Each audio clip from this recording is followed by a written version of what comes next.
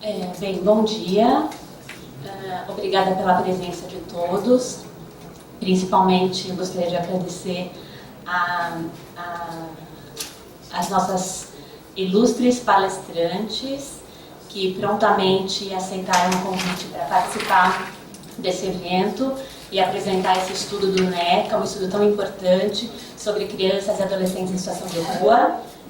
A professora Maria Ferreira da Rosa Guará e a doutora Maria Ângela Leal Rude. Muito obrigada pela presença. É um prazer recebê-las aqui no Ministério Público. Gostaria também de agradecer a doutora Luciana Bergamo, nossa colega, promotora da infância e juventude na área de interesses difusos e coletivos, por ter facilitado o contato e a aproximação com a NECA. Muito obrigada, Luciana. E para fazer a abertura do nosso evento, eu vou chamar o Dr. Thiago Sintra Zarif, coordenador do Centro de Apoio Operacional Cível de Tutela Coletiva. Bom dia, Dr. Thiago. Vamos lá.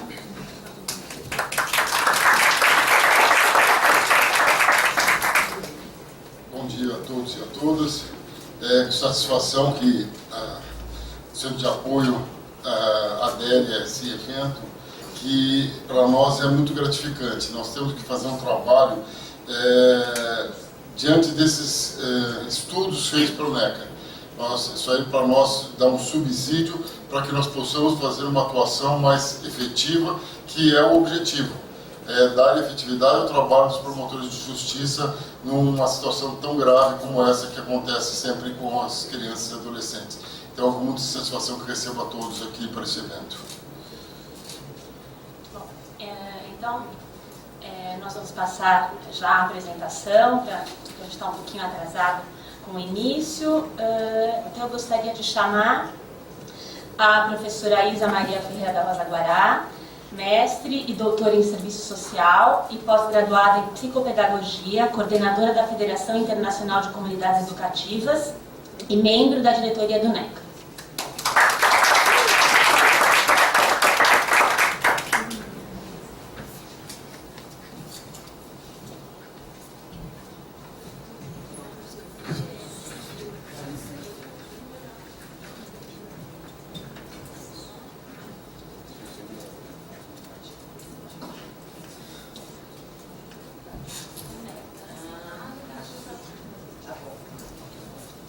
Então, bom dia a todos e todas.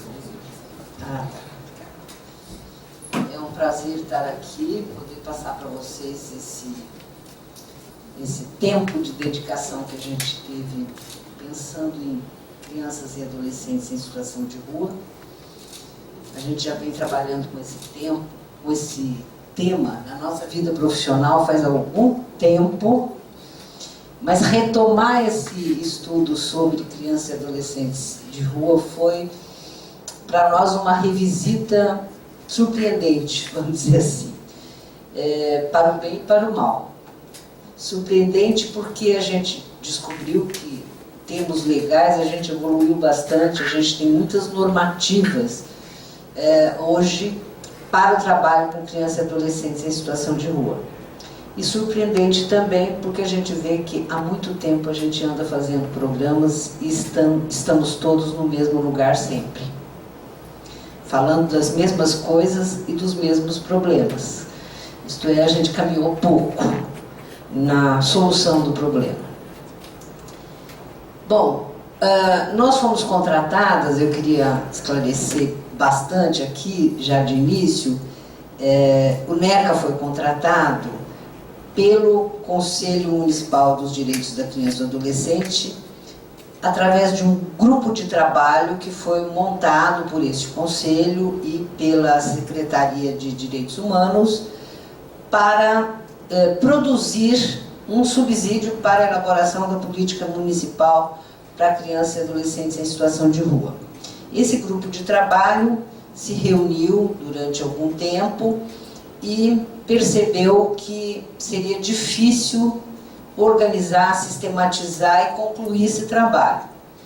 Por isso eles acharam melhor contratar um grupo, uma assessoria externa, para acompanhar esse processo de trabalho do grupo e realmente elaborar e sistematizar essa proposta. Então, por isso o nosso trabalho se chama Subsídios para a Formulação da Política Municipal de Atenção à Criança e Adolescente em Situação de e na Rua. Vamos falar sobre essa diferença também. Quais foram, então, as estratégias metodológicas que nós adotamos para a elaboração dessa política municipal? Eu acho que cabe dizer que essa política não está pronta. O que a gente fez foi subsídios, até o final dessa apresentação vocês verão, mas, claro, para fazer a política precisaria uma ação do governo municipal para elaborar, enfim, essa política. O que nós fizemos foi, primeiro, sistematizamos as ações desenvolvidas por esse grupo de trabalho que já vinha se reunindo.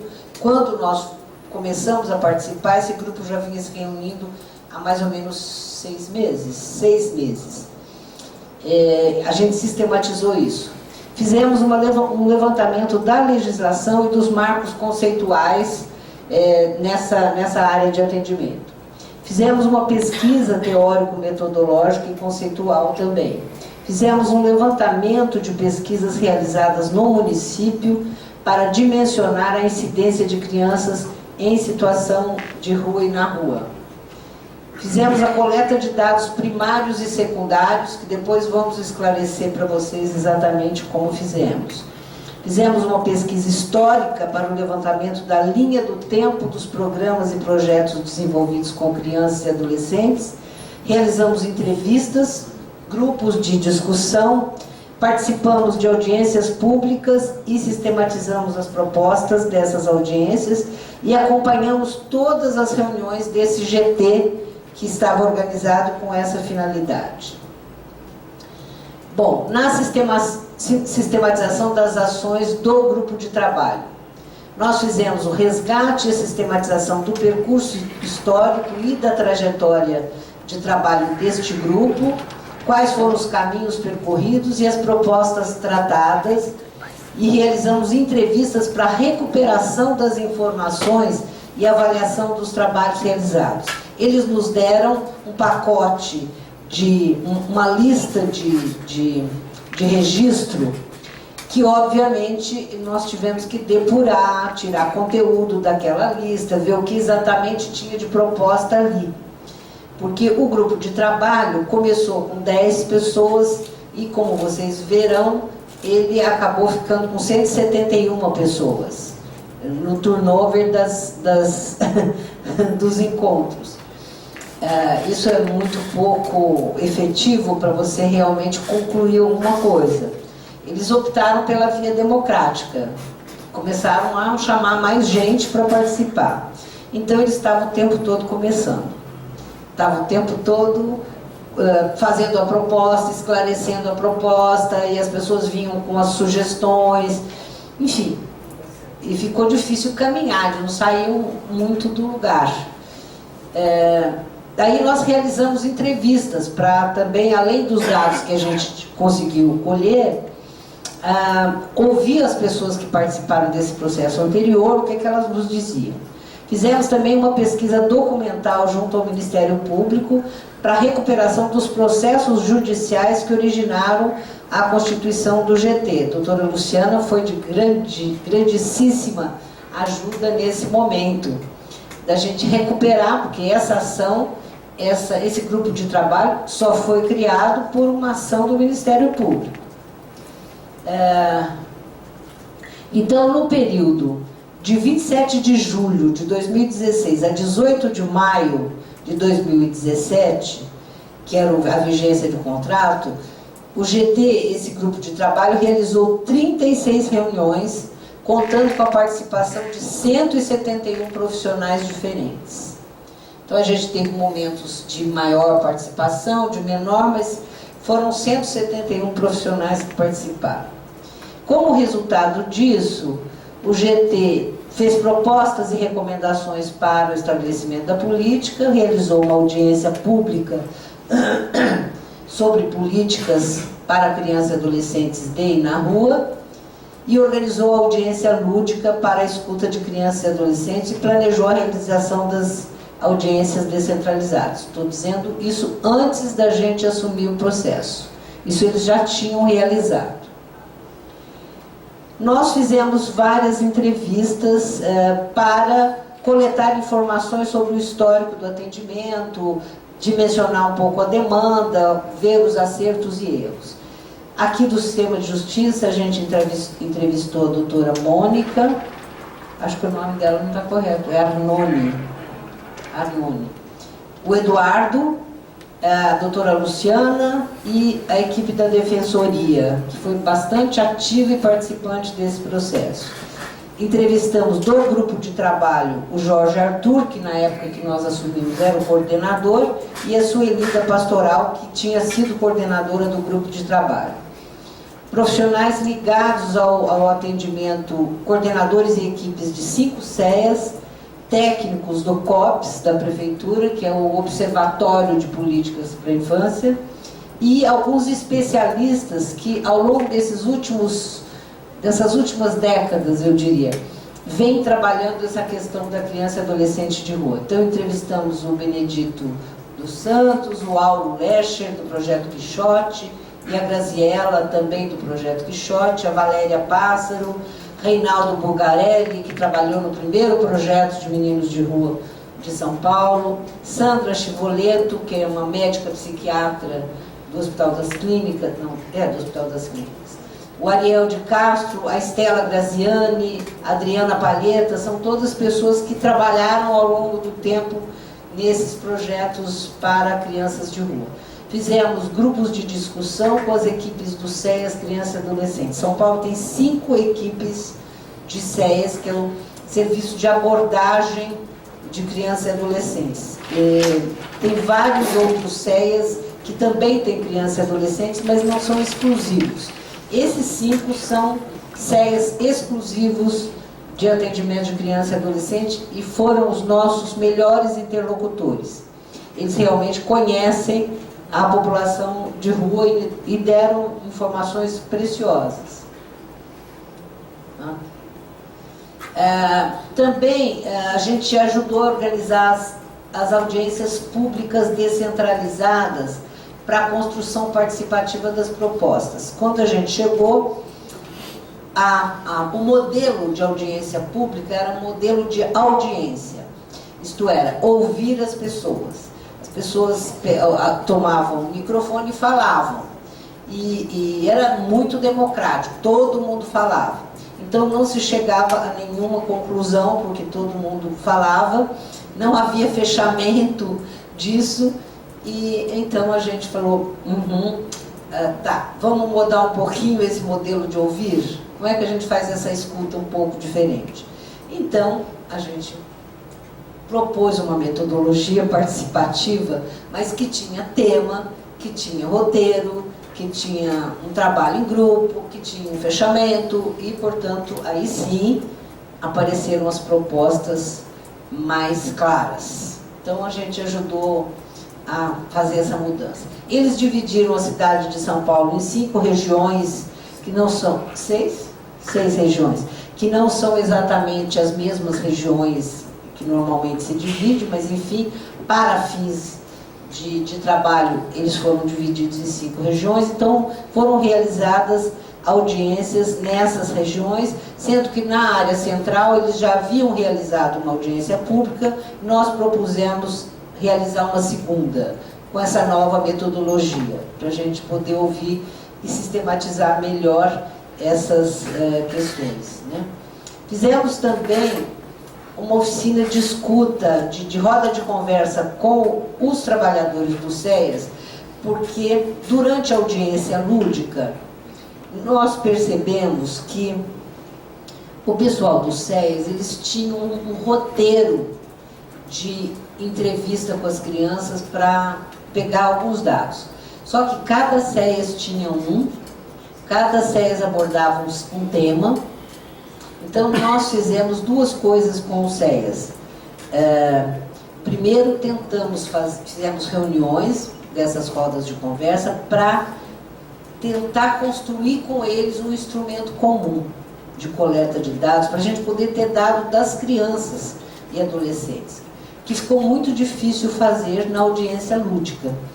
O objetivo da audiência lúdica, que foi feita no viaduto, no Anhangabaú, né, debaixo do Anhangabaú, era o de ouvir os meninos. Só que tinha acabado de ocorrer aquela ação do prefeito Dória de, enfim, limpar as ruas um pouco com as crianças. Então os meninos sumiram, compareceram muito poucos na audiência lúdica. Alguns foram, mas acho que nós tínhamos lá uns 30 no máximo. Então foram poucos meninos. E depois tinha tantas atrações que como é que você ia ouvir os meninos quando tinha música tocando, tinha dança, tinha capoeira, enfim. Eram tantas atividades que ficava difícil segurar um menino para fazer uma entrevista com ele, quando ele não estava daí interessado em outra coisa que não aproveitar as atividades que tinham lá. Então nós fizemos com a equipe do CEAS essa assessoria para construir com eles um formulário comum que todos pudessem aplicar e que, portanto, produzisse informação que a gente pudesse sistematizar e ter. Nós conseguimos chegar até esse nível, construir com eles esse instrumento. Só que aplicar esse instrumento exigia que a prefeitura estivesse muito ativa e cobrando deles, porque a gente não tinha condição de cobrar, a gente ia até o momento de construir junto, mas a aplicação não dependia da gente. Então a gente fez isso. Aí percebemos também que havia uma dificuldade em como ouvir as crianças. E eles não tinham muita metodologia de escuta. Então nós fizemos também roda de conversa para discutir com eles teoricamente como é que eles poderiam, do ponto de vista metodológico, criar uma alternativa para outro tipo de escuta. Quer dizer, a gente fez isso, mas esse é um trabalho que não estava previsto no nosso contrato, mas a gente fez para colaborar com os serviços de atendimento, né? Uma coisa importante que a gente fez, embora eles não quisessem inicialmente que a gente tivesse feito, eles diziam, vamos pensar daqui para frente. Não dá para pensar daqui para frente sem a gente olhar o que já foi feito, para a gente ver onde a gente errou, onde a gente acertou. Então aí fizemos essa linha do tempo. Nós estamos começando aqui em 82, mas em 79 a pastoral já tinha um primeiro movimento, já tinha alguma ação com meninos de rua. Então, digamos que a gente, formalmente, em São Paulo, se iniciou em 82 o projeto Alternativas de Atendimento a Meninos de Rua pela Pastoral. Depois, em 85, o Movimento Nacional Meninos e Meninas de Rua, que foi um movimento nacional mesmo, com muita mobilização. Então, o tema dos meninos de rua estava muito na mídia naquele tempo, havia denúncias internacionais, etc. Então, é um tema muito presente nessa época. Nessa mesma época, a Secretaria do Menor criou o projeto Criança de Rua, o PCR. Foi a Secretaria do Menor? Não, né? Foi a... Marinês, isso. Foi a FEBEM na época. Criou o projeto Criança de Rua. Também nessa época foi criada a Escola Oficina do Parque Dom Pedro, que era o quê? A ideia de que os meninos estavam na rua e não estudavam. Então, a ideia era criar uma escola diferente, onde os meninos pudessem entrar e sair, que não tivesse um currículo muito regular. Criou-se essa escola no Parque Dom Pedro, um prédio lindo, etc. e tal, e que durou alguns anos e depois foi transferida para dentro da FEBEM. Virou a Escola Rosemary Cara José dentro da FEBEM. A experiência acabou principalmente no dia em que o menino subiu no telhado e foi eletrocutado. Então a coisa começa a complicar quando tem um evento muito marcante, aí toma-se uma atitude. Quer dizer, foi muito difícil, o projeto pedagógico era maravilhoso, mas, a meu ver, uma coisa exclusiva para atender meninos de rua não funciona muito bem, porque nós temos outros meninos que não são de rua e que estão na mesma situação de aprendizagem desses meninos que estão na rua. Isto é, semi-analfabetos. Bom, em 87, aí foi criada a Secretaria do Menor, e a Secretaria do Menor pegou esse tema como um tema central e criou 2 projetos para atender esses meninos. A Casa Aberta, que a ideia era o menino entrar e sair, e a Casa Moradia, que era, digamos, um abrigo, onde ele podia ficar. Isso também durou de 87 a 92.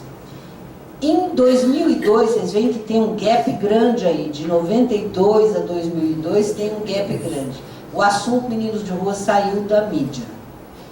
Ninguém falava mais em meninos de rua, a FEBEM começou a fazer um outro movimento, então esse assunto saiu da mídia. Os meninos continuaram na rua, mas os projetos não apareciam mais. Em 2002, a Secretaria Municipal, porque também nesse momento, entre 92 e 2002, houve a descentralização e a municipalização das políticas.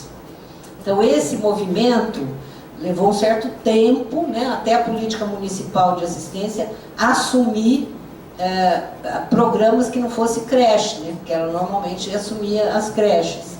Então, houve uma mudança grande na política municipal. E em 2002 eles fizeram uma estação cidadania, tudo com a ideia de atender juntos, de atender de uma forma diferente, com uma boa metodologia. Na mesma época foi criado um centro de referência, o chamado CRECA, Centro de Referência da Criança e do Adolescente, que vocês aí já ouviram falar bastante do CRECA, né, de como foi criado e como ele durou pouco tempo. Ele durou 3 anos, o CRECA. Porque os programas, eles começam com uma boa equipe, muito bem preparada, com um bom programa, com uma ótima metodologia. Depois de algum tempo, ou mais ou menos, mas com boas intenções, vamos dizer assim. Depois de algum tempo, as equipes vão mudando. Os programas piloto têm esse problema. Eles são muito bons porque eles são criados num plano mais ideal do que a realidade, né? Do que a realidade dos programas universais. Então, eles têm sempre uma equipe melhor, mais preparada, bem intencionada, com boas ações, etc. e tal. Só que a pressão do sistema como um todo vai se fazendo sobre esses programas. Então, o CRECA, por exemplo, era para atender um tipo de população, depois de algum tempo começou a atender criança, bebê, não sei o quê, já misturou tudo, já foi tudo junto. Aí entra um outro coordenador, diz, não, está sobrando vaga, vamos pôr mais gente aqui. Bom, descaracteriza totalmente. Então, ele vai se descaracterizando. E a hora que se descaracteriza, obviamente não cumpre mais aquela função primeira para a qual ele foi criado e ele é desativado. Uma das coisas que a gente descobriu, fazendo a linha do tempo, é que não existe avaliação de nenhum desses programas. Ninguém diz por que ele fechou, por que ele não continuou modificado, alterado, ele simplesmente fecha. E aí até você fazer outro, aí chega outro prefeito, enfim.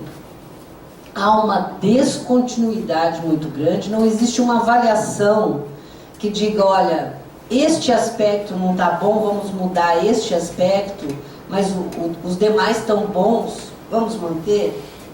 Não, ele simplesmente é fechado e se abre outro, algum tempo depois. Então essa descontinuidade é cruel para você avançar.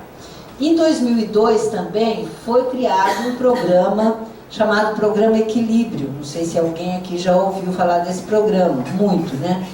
Esse programa foi criado na saúde, vocês estão vendo que é por outro canal, não é na assistência mais, ele foi criado na saúde, porque foi criado por um grupo de psiquiatras, com a parceria com os psiquiatras do Hospital das Clínicas. E obviamente aí tinha que encaixar em algum lugar que pudesse onde coubesse a equipe do hospital.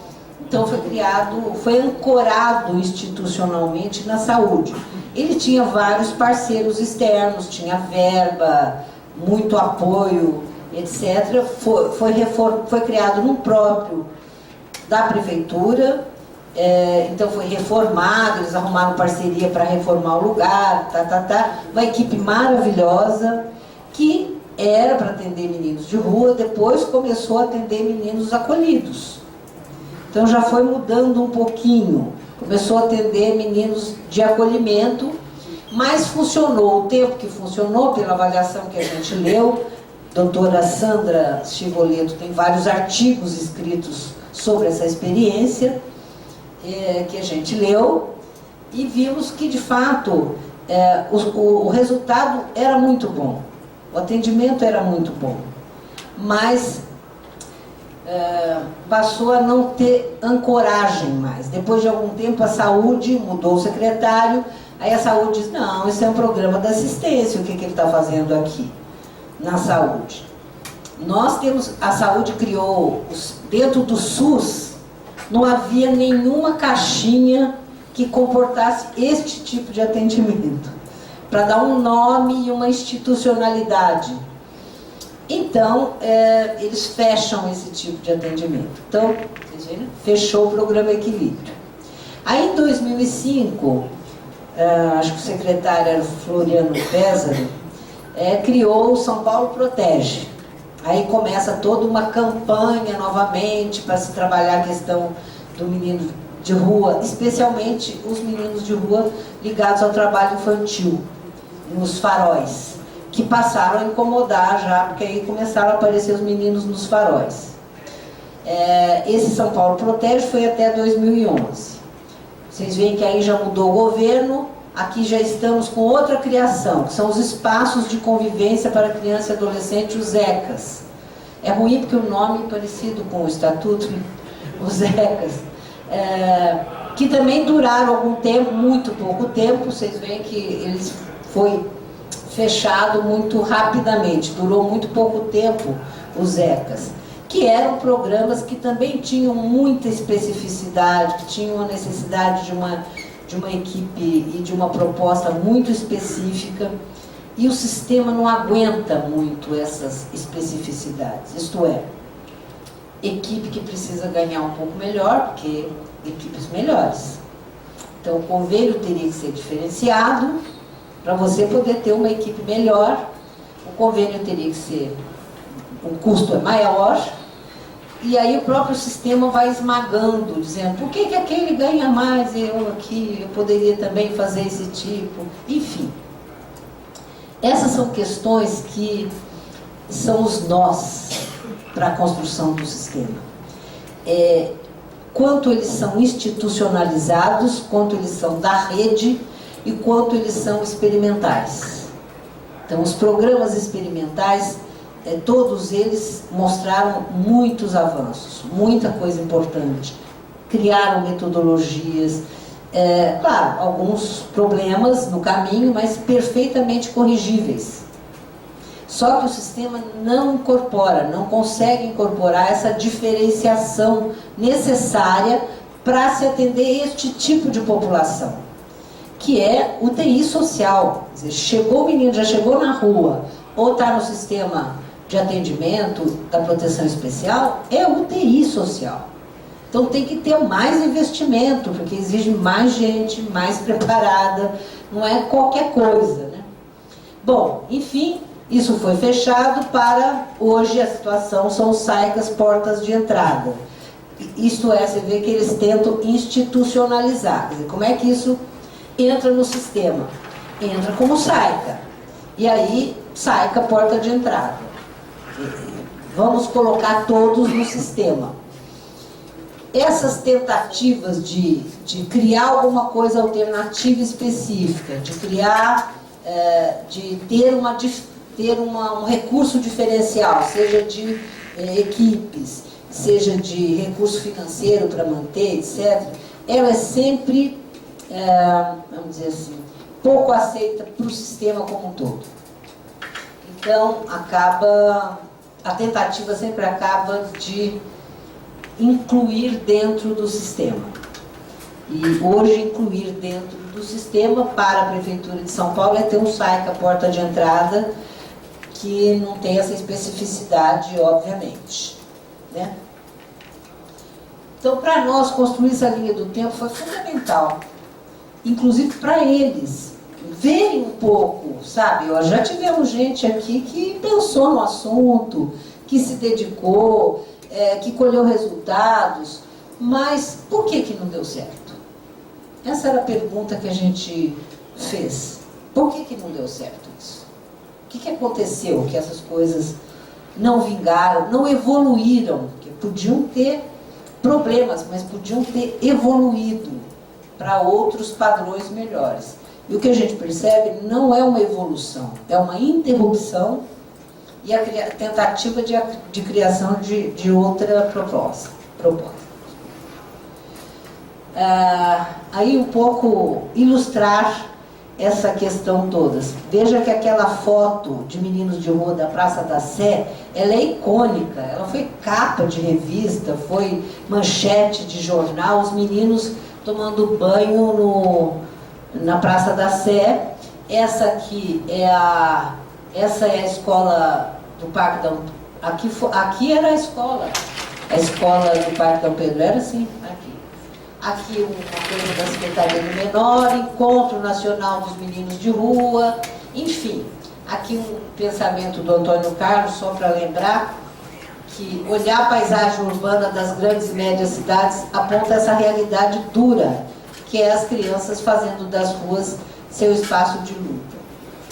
Alguns marcos legais que vocês já conhecem, que a gente consultou, vou passar bem rápido isso.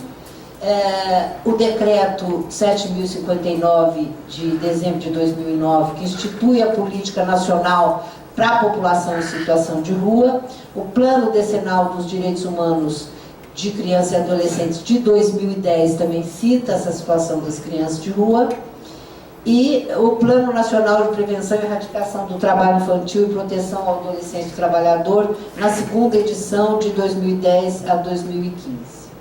Algumas diretrizes nacionais são bem recentes, é isso que eu quero dizer, são bem recentes, e a gente, enquanto a gente estava fazendo esse trabalho de assessoria, tinha sido aprovada uma nova norma no meio desse processo. Então, olha, existem diretrizes nacionais, que é esse caderno aqui, né?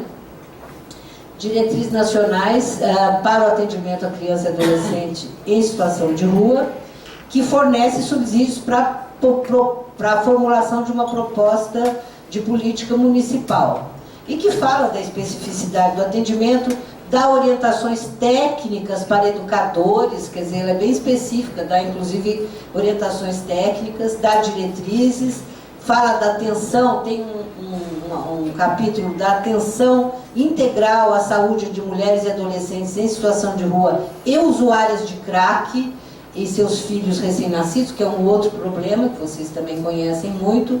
O número de casos de filhos de mães usuárias que estão indo para serviço de acolhimento está aumentando consideravelmente. Isso é fruto de uma resolução conjunta do Ministério da Saúde com o Ministério do Desenvolvimento Social. Sobre as diretrizes nacionais de atendimento à criança e adolescente de rua, ela tem dois momentos. Ela tem um momento da resolução conjunta do CNAS com o CONANDA, que dá o conceito e os parâmetros, e o segundo momento, que sim, aí quando a gente já estava começando esse trabalho, é a resolução conjunta a resolução de 187 de março, que dá as orientações técnicas para educadores sociais de rua. Depois saiu, veja, em junho, a gente estava ali começando o nosso trabalho, em junho saiu a resolução conjunta do CNAS e do CONANDA, que traz essas diretrizes nacionais para o atendimento, são 32 diretrizes, traz a orientação técnica e propõe a criação de um centro de referência especializado para a população de crianças de rua. Aí vocês vão ver que as referências municipais também a gente consultou. O que existe no município? se já existe alguma coisa. Existe uma portaria de 2010 que tipifica a rede socioassistencial. Existe um decreto de março de 2013 instituindo um comitê intersetorial de política municipal para a população de rua, que é o Comitê Pop Rua. Existia um Plano Municipal de Prevenção e Erradicação do Trabalho Infantil e Proteção ao Jovem Trabalhador, que traz algumas referências conceituais sobre essa questão do trabalho infantil e pouquíssima coisa sobre o trabalho infantil na rua. Então fala muito pouco.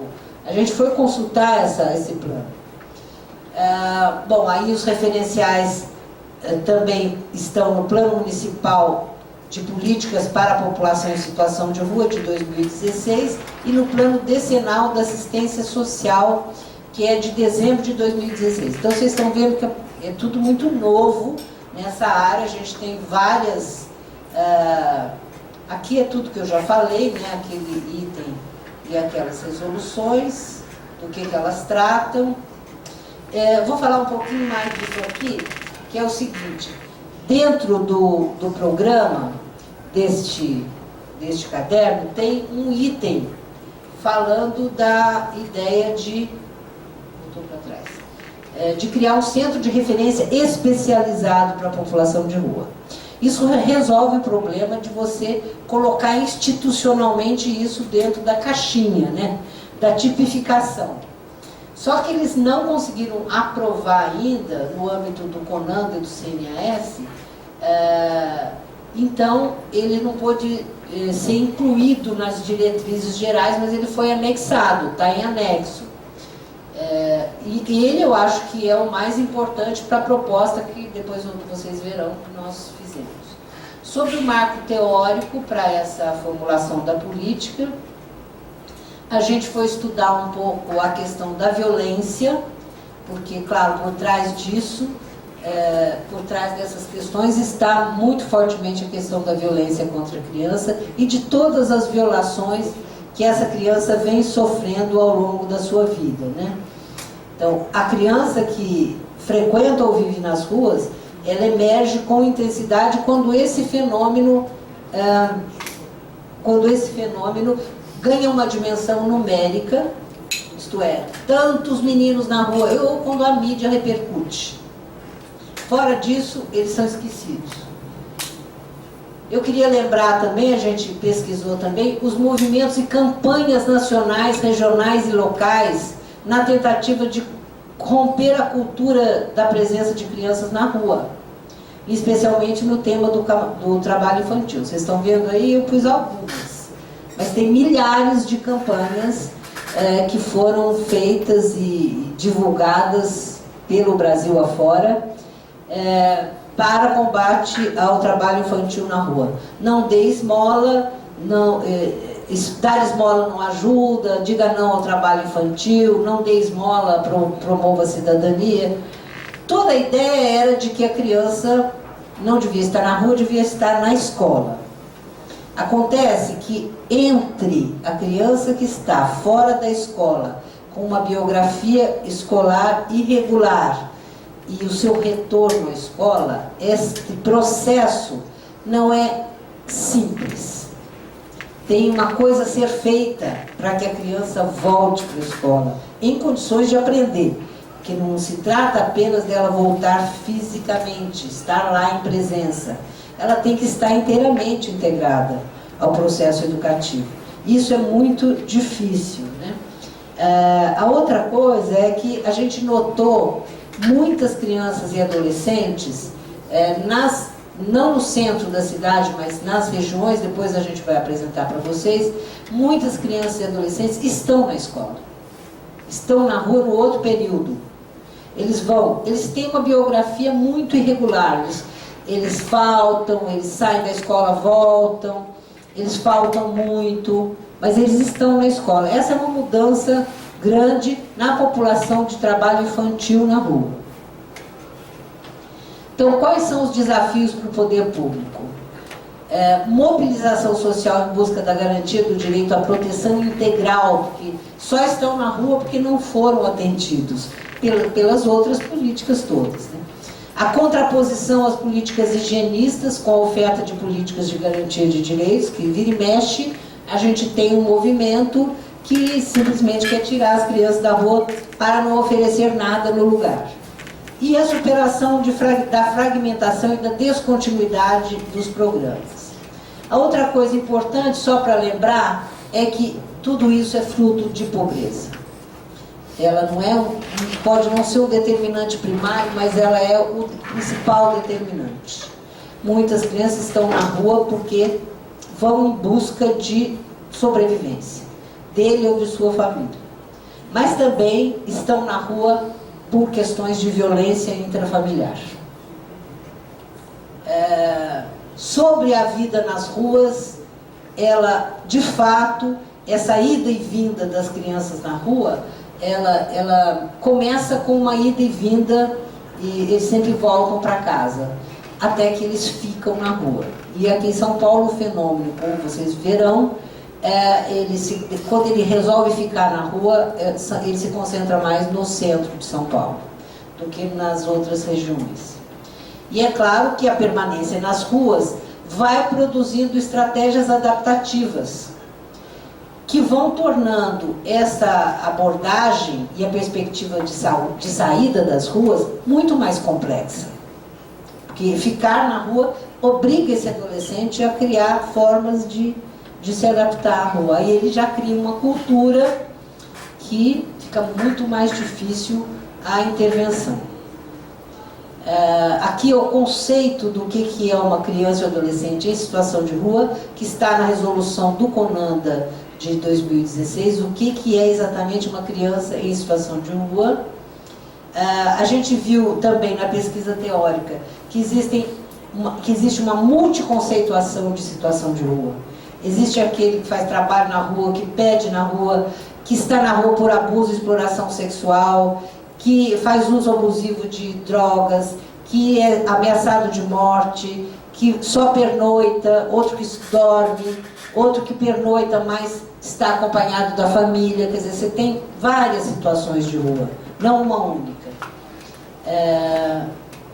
O que a gente resolveu pensar um pouco é diferenciar o que é a situação de trabalho na rua, que são aqueles que frequentam a rua sozinho ou na companhia de familiares ou responsáveis, para desenvolver pequenos serviços, vendas de produtos, atividade artística e outros recursos, e também mendicância, e retornam para casa.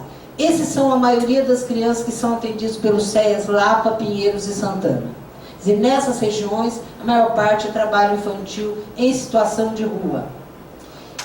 Crianças e adolescentes em situação de rua mesmo são aquelas que vivem na rua, dormem na rua, se organizam em grupos e que eventualmente visitam a família. Então não é que eles não tenham totalmente um laço familiar, eles eventualmente visitam a família, que são a maioria dos que estão no CEA, Sé, Santa Cecília, da área mais central de São Paulo. Sobre a situação de rua também, é interessante a gente pensar na efemeridade a gente chama situação de rua, considerando que é efêmero esse momento na vida. Não é uma coisa que está impregnada e que na raiz do problema a gente tem todas essas questões aqui. Trabalho infantil, mendicância, violência sexual, consumo de álcool e drogas, violência intrafamiliar, ameaça de morte, LGBTfobia, cumprimento de medidas socioeducativas. Gente, a gente ficou surpresa. Quantos meninos com medida de liberdade assistida no CEAS, acompanhados em situação de rua no CEAS Sé? Vários. No CEAS Sé, Santa Cecília, uma proporção enorme de meninos com medida socioeducativa. Eu queria dizer que a nossa pesquisa mostrou que as pessoas evitam ainda entrar na discussão do que seja a violência sexual, o abuso sexual na rua, porque isso exigiria muito mais tempo, muito mais estabelecimento de um nível de confiança para as pessoas poderem tocar nesse assunto. Mas a gente ouviu isso várias vezes, assim, en passant, que existem os pais de rua, entre aspas, que são os abusadores, né? E também a questão de consumo de drogas é uma coisa que a gente não conseguiu aprofundar, porque isso não sai normalmente na conversa, precisa haver uma certa confiança para isso aparecer. Outra questão, obviamente, que está por trás da situação de rua é a questão da vulnerabilidade social, que tem diversos graus, né, maior ou menor. Esse olhar sobre a vulnerabilidade, ele atua e promove condição de resiliência ou de resistência. E, obviamente, os meninos nossos têm pouca condição de enfrentamento, então ir para a rua é também tentar acessar um campo de proteção, embora seja uma desproteção. Mas na rua ele se sente, digamos assim, primeiro mais livre, mas segundo protegido por um grupo. E aí essa proteção do grupo é que é perigosa, porque ele vai se associar aos grupos de pares, obviamente, com todos os riscos que isso representa. A gente viu que trabalhar nas ruas é uma coisa muito comum, então a maior parte quantitativa de meninos de rua é trabalhando na rua. E aí a gente vê que o esforço das campanhas não diminuiu isso. O que diminui é a criança estar na escola. Então, na medida que a gente oferece escola de tempo integral, contraturno escolar com serviço de fortalecimento de vínculos, isso garante que a criança não esteja na rua. E não a campanha em si. Porque mudar uma cultura é muito mais difícil. Então, esse é um círculo vicioso. Outra coisa que a gente viu que é intergeracional. A gente foi ver que várias crianças que estão na rua, a mãe dele já trabalhava na rua, a avó dele já tinha ponto na rua. Então é intergeracional, muito mais difícil de mexer com essa situação, né? Então a ideia é que a gente precisa acabar com certos mitos para poder mudar isso, precisa mudar algumas crenças e mitos sobre o trabalho infantil que ainda estão no imaginário social, e estão no imaginário social porque a gente não construiu uma proposta alternativa a isso, e a gente viu que a conscientização social por meio de campanhas não tem tido os resultados esperados, que o trabalho de mudança cultural tem que ser lento e constante. Que o uso de mídias digitais pode favorecer contatos mais diretos. Todo mundo hoje tem celular e acho que a gente pode fazer uma articulação maior para isso. E que os resultados efetivos de inclusão escolar são uma boa alavanca para a mudança cultural. O que vai mudar é o menino na escola e escola de tempo integral, ou então ele no contraturno escolar e a família dele recebendo muito apoio. Aqui são as orientações técnicas, que eu não vou passar em detalhes, só terminar com os desafios. Alguns desafios. Reintegração familiar e comunitária encontra um processo longo e não linear, que implicam em acompanhamento, apoio e informação constante. Não dá para imaginar um processo de reintegração familiar, assim, ele voltou para a família, pronto, está reintegrado. Não está. É um processo bem longo e que exige uma atenção constante. Criar metas e planos que permitam ao menino enxergar outras perspectivas possíveis para além da sobrevivência imediata. Esse é um desafio grande e urgente, porque ele está na rua sobrevivendo muito bem. Ele não passa fome na rua, ele acaba tendo acesso à droga. Então ele sai um pouco da sua realidade, né, através do mundo da droga. Ele acha que está bem na rua. Então mudar essa cultura, fazer ele enxergar outras possibilidades, exige vinculação, presença muito forte. Então exige um programa muito específico. A busca de autonomia através de cursos de profissionalização e geração de renda que não aceitam essa população com suas defasagens e inconstâncias. Então a gente tem curso de profissionalização, mas não para esse tipo de criança, não para esse menino. Para esse menino tem que ser coisa muito diferente, para ele começar a poder um dia frequentar um curso de profissionalização. Orientar e capacitar os educadores e jovens nas questões relacionadas à saúde sexual e reprodutiva, relações de gênero e uso abusivo de drogas e temas correlatos, porque essa é a realidade dos meninos. Os meninos que vivem na rua, eles têm múltiplas relações sexuais. Então, o risco de pegar uma doença sexualmente transmissível é muito grande.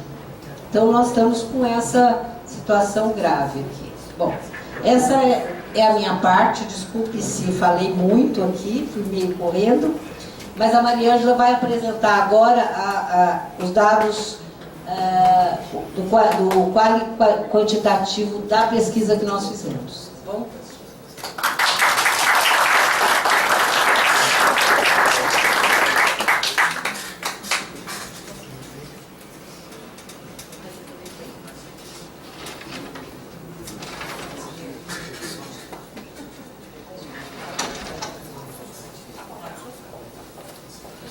Muito obrigada, professora Isa, por lançar um pouco de luz nesse tema tão árido, tão difícil, né? A gente percebe a descontinuidade das políticas públicas. Acho que é um dos grandes motivos pelos quais a gente ainda está nessa situação, apesar do problema não ser novo, né? Agora eu acho que a gente vai fazer um intervalinho de 10 minutos para depois voltar com a doutora Maria Ângela.